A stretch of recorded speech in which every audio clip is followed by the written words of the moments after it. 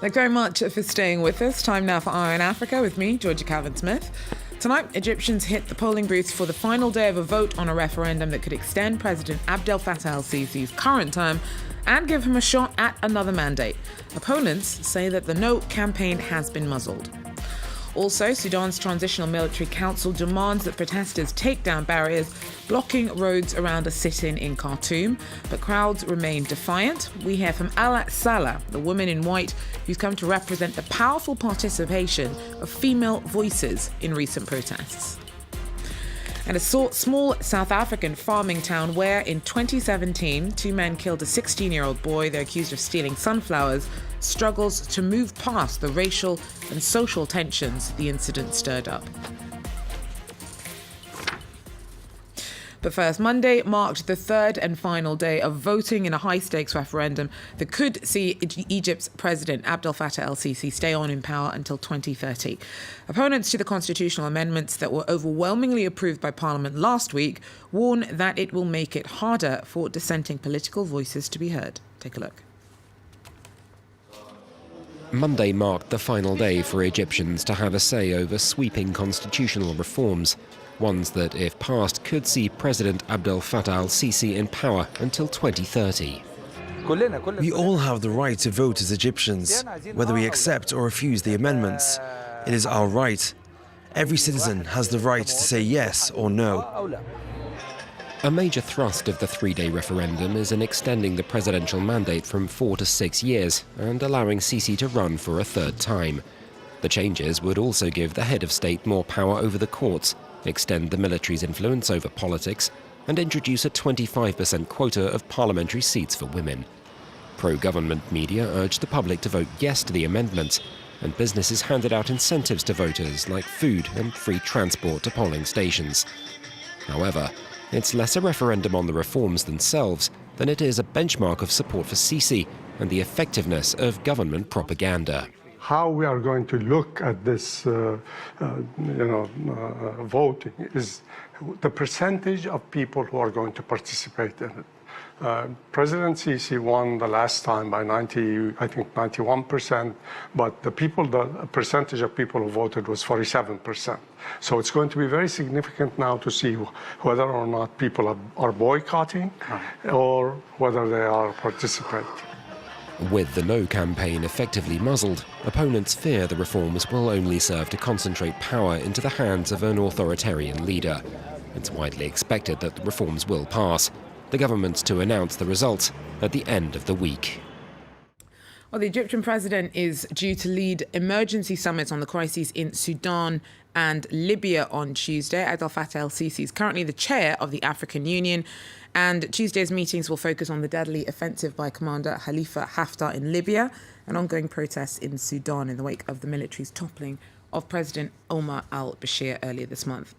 Now, staying in Sudan, rallies continued across the country on Monday, and in Khartoum, demonstrators kept up their sit-in outside of military headquarters in the capital.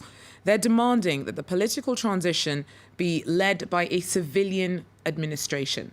And military councils ruled ever since Bashir was forced from office on April the 11th, and has said it will respond to suggestions about a way forward later this week.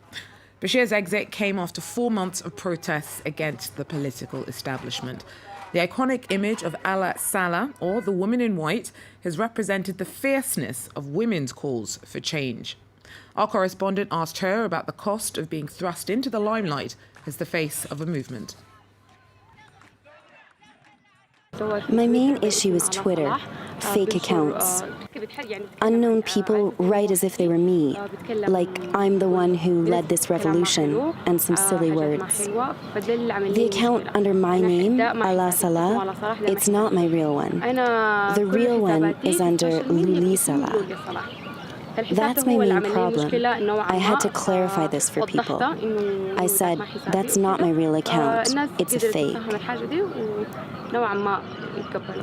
I'm not going to concentrate on the problems. I'm not going to turn on those people. I'll just listen and care about positive people. Those bad people, there are few of them, so I'm not going to listen to them because they don't know what I gave for this revolution.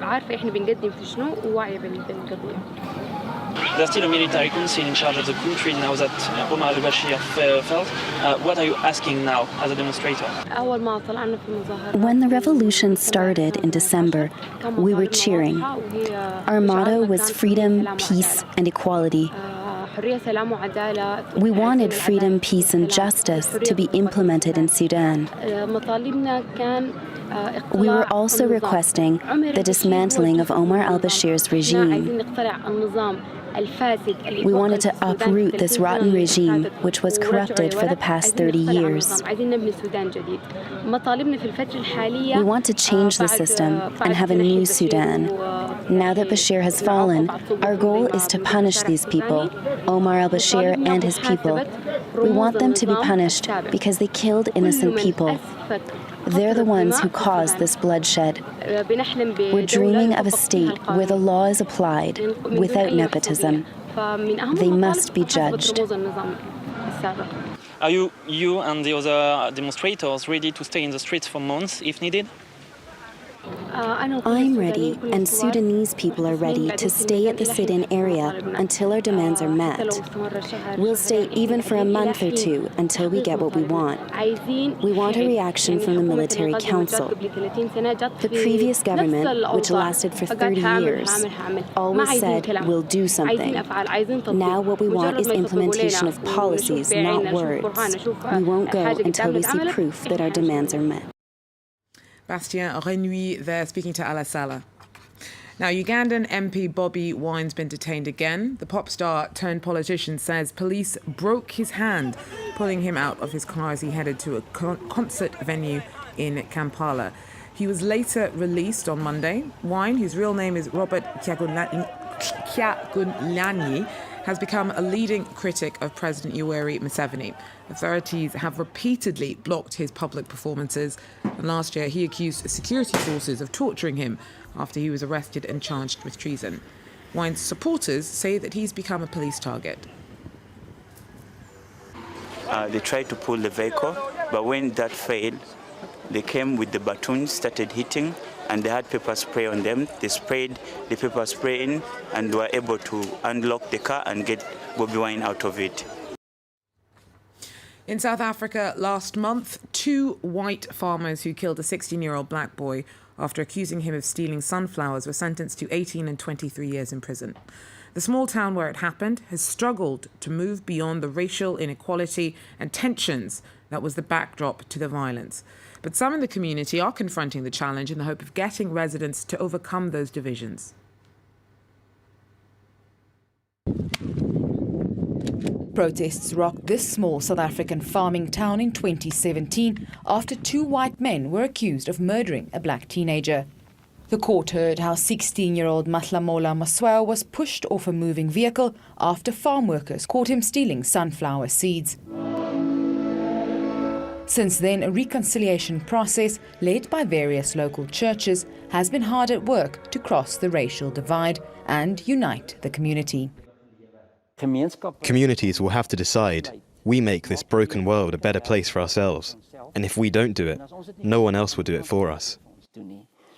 Pastor Bella Lemotlo has lived in Kalini all her life and works with Pastor Peters on the Reconciliation Project. Before we were living in peace, harmony with the white people, we didn't to fight each other. It was so good. Despite a relative calm over the last 2 years, there are still glaring inequalities in Kalini and in the rest of the country 25 years after apartheid. From the outside, the most visible heritage of this time is still the way many towns are divided along colour lines. The white people are staying at town, and there is a black people in town who are staying there. So the thing is, there is no white person who's staying in township. This school principal testified about the racial issues in Kulini during Matswao's murder trial. He says that while not all whites were racist, this particular crime was racially motivated. If it was a white boy, do you think they would have done that? No. They would not even go to the police station. I think they would have gone to the parents and say, man, this boy is messing our land. 1 month after the men were handed down jail terms of 23 and 18 years for the so-called Sunflower murder, the situation in Kalini is calm. But this divinely brokered peace could come to an abrupt end in May as the men lodge their appeal. And finally, this one, I fully admit, is for me. We're getting some gorillas in the mix. Park rangers in DR Congo have shared a spectacular selfie with gorillas that they've raised since they were babies, who can be seen standing upright and imitating their carers. Rangers rescued the gorillas after their mothers were killed in 2007 and took them to a sanctuary in Virunga National Park. Because they've grown up around humans, the director of the park says that they've developed some very unusual behaviour and sometimes stand on two legs. So like I said, I'm mainly sharing this because gorillas are cool and I totally want to be in their gang. So move aside, Damon Albarn. The real gorillas are in the house. That is, though, where we're going to have to leave it now for Eye on Africa. Thanks very much for joining us, and do so again if you can. Take care.